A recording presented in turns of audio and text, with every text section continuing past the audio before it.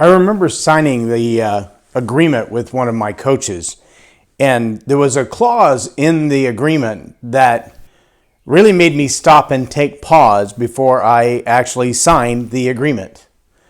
It was a performance-based clause, and it basically said, if this doesn't work, it's your fault.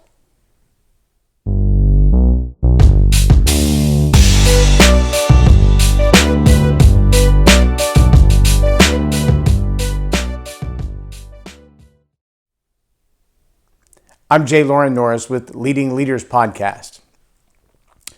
I was really taken aback by that clause, by the fact that it actually said in writing, these are all the things that we're going to do together, but in the end, if it doesn't work, it's your fault. And I thought to myself, I'm paying you because I need help in these areas.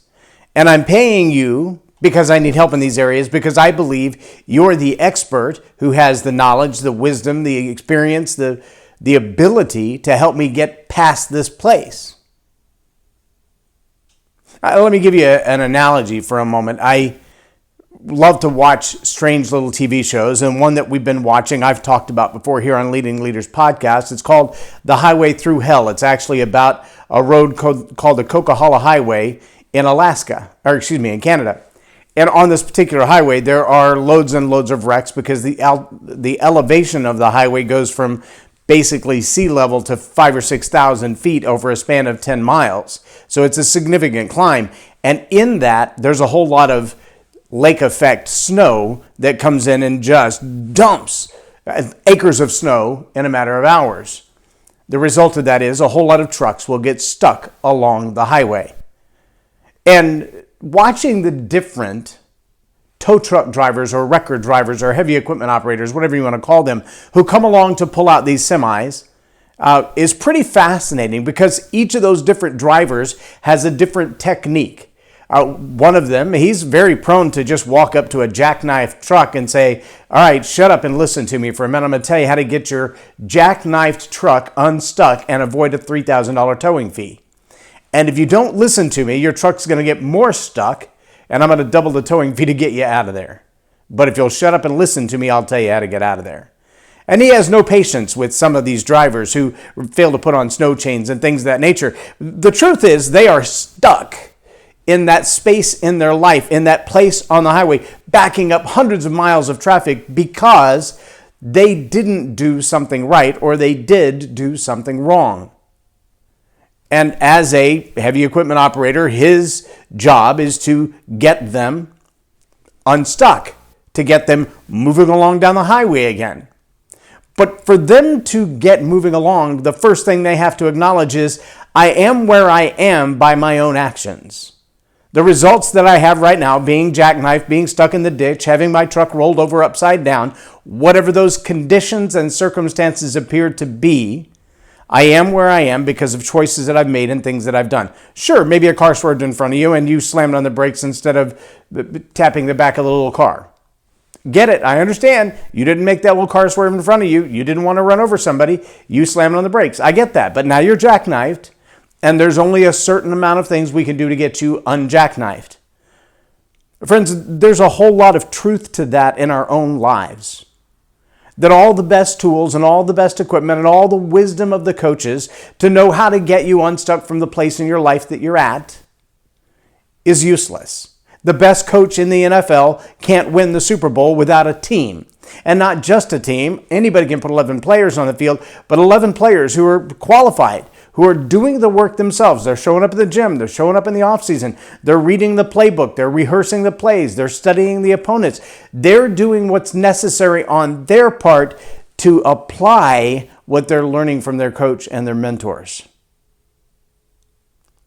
Now, my question for you is, do you find yourself ever wondering if you're not succeeding in life because your mentor is not giving you the right advice? You're not succeeding in life because you don't have the right circumstances around you. You're not succeeding in life because other people keep making bad decisions regarding you. Let me just throw this possibility out there. You'll have to cope with it, and only you know the answer. But is there a chance that in your life you're stuck where you are because of decisions that you've made, and the consequences around you are there because of decisions that you've made, and that no matter how good the coach is who comes along in your life, their best plan will do you no good if you don't execute it? The best advice they could possibly give you about how to rewrite your speech, or how to better deliver information to your team, or how better to lead your team, it doesn't matter if you hear that information, it goes in one ear and out the other. You've got to be willing to hear the good information, apply the good information, and execute on the homework that they give you, the things that they require you to do or request for you to do. See, that performance clause was based on the reality that the best tow truck driver in the world can't unstuck a truck that keeps the brakes locked, that won't follow the instructions of the rescuer. If you can't follow the instructions of your coach, if you won't take action on the things that are there, the performance clause kicks in, and it says basically, I've agreed to spend this amount of time with you, teaching you these principles and practices, walking through this process with you. I've agreed to invest myself, my time, my wisdom, my education in you. All the training materials, I'm going to invest them in you. And I want to see great results for you. But you can't simply refuse to pay me because you won't apply the plan that I've given you, or won't do the work that I've told you needs to be done. There's a lot of wisdom in that.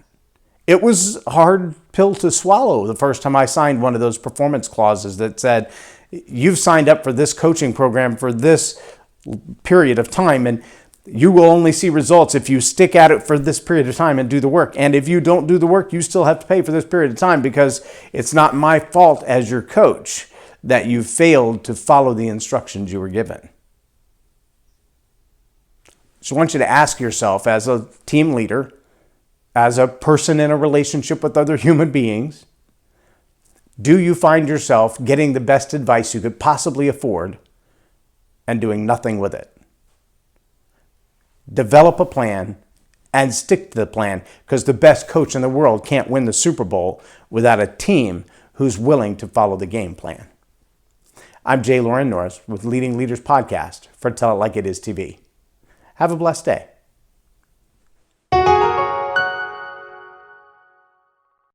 Leadership team. If attitude is going to have a deep impact on your business and bottom line, make it a positive attitude with a positive impact. Visit jlorennorris.com/attitude hack